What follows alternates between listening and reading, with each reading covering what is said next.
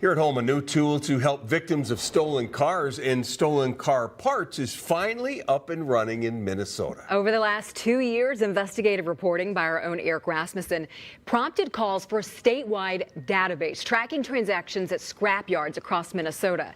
Now that database is a reality. Eric.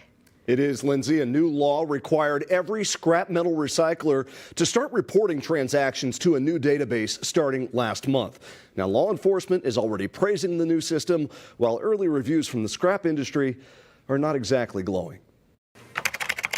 Inside a small office at the Anoka County Sheriff's Department, investigators are doing in seconds what used to take hours, days, or even weeks. Instead of having to knock on doors and making phone calls, we can log in. It's simple. Lieutenant Derek Peters is talking about a new statewide database that launched on August 1st, tracking every transaction at every scrapyard in Minnesota. We've got a lot of scrap yards in Anoka County, and I'm just kind of waiting for the time when we can get that success story on the books. Not long ago, reports of stolen catalytic converters flooded into police departments across the state.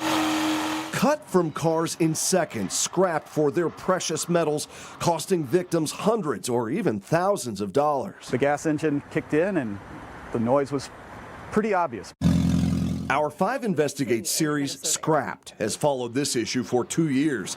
We revealed lawmakers passed legislation a decade ago calling for the creation of a database called the Automated Property System.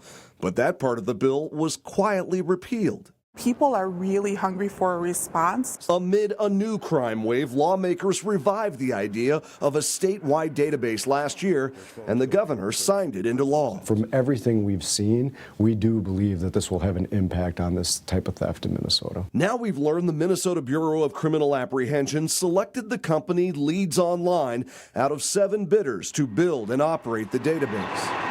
The company says it runs similar systems used by scrapyards in 7 other states. Law enforcement in Minnesota already uses Leads Online to track transactions at pawn shops across the state. Just like stolen family heirlooms or other valuables, police can now use the same tools to investigate stolen cars and car parts, such as catalytic converters. This is going to allow us to quickly log in, look up if it's at a local scrapyard, who pawned it and when.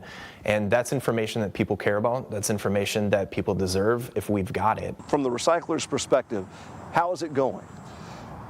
So far, not great. But that's not an indictment of the database itself. It is more of a function of the fact that the rollout's been difficult. Jeremy Estenson is a lobbyist for the Recycled Materials Association, or REMA, the group formerly known as the Institute of Scrap Recycling Industries. What hasn't changed is the message that scrapyards were already taking action to catch criminals selling stolen parts. If I were to walk into a scrap recycler in the state of Minnesota, my vehicle, its license plate would be captured on video and stored. My face, what I'm selling, captured and stored digitally. What's not debatable? A huge drop in thefts of catalytic converters and other motor vehicle parts in Minnesota, according to the BCA. After that number spiked to more than 13,000 in 2022, it dropped to 5,800 last year, and so far this year, less than 2,000. A major dent in what law enforcement had called an epidemic.